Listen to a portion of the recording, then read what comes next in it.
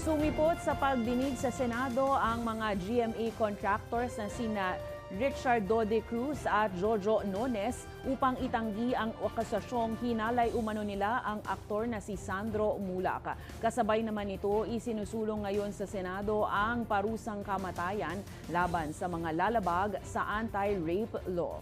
May balitang A to Z si Ian Maghano.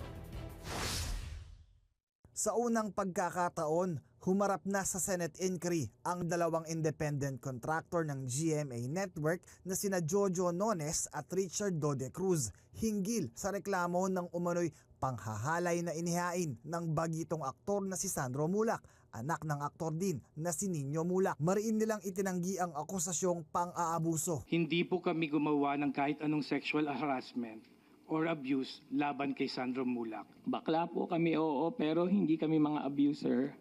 Bakla kami, oo, pero hindi kami gumagawa ng masama sa kapwa. Bakla kami, oo, at may takot po kami sa Diyos. Kinumpirma naman ng dalawa na nagsorry sila kay Nino kaharap si GMA Senior Vice President Attorney Annette Gozon matapos ang insidente. Pero inakala raw kasi nilang consensual o ginusto rin ng batang aktor ang nangyari. Ang context po kasi yung parang, sorry, pero wala po kaming ginawang masama sa anak niyo. Medyo nagugulan ako, medyo may pagka-weirdo. Yun po yung buong sentence namin. Sorry Robin ganito lang, sorry Robin. Ba't ako magsusorry sa'yo? Anong ginawa ko, di ba? Umiiyak sila nung nag-sorry sila. They were crying, both of them. And they even offered to donate a certain amount to a charitable institution of my choice.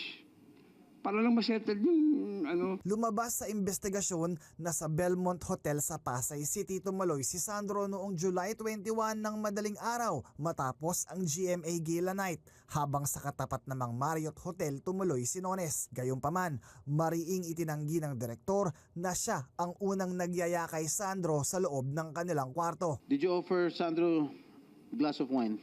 No, Your Honor, when he arrived, he asked if we could drink the wine that was there on the ledge. Did you give a 500 peso bill which was wrapped like a straw? No, Your Honor. No, Your Honor. And apparently you poured a powder substance. No, Your Powdery Honor. substance. No, Your Honor.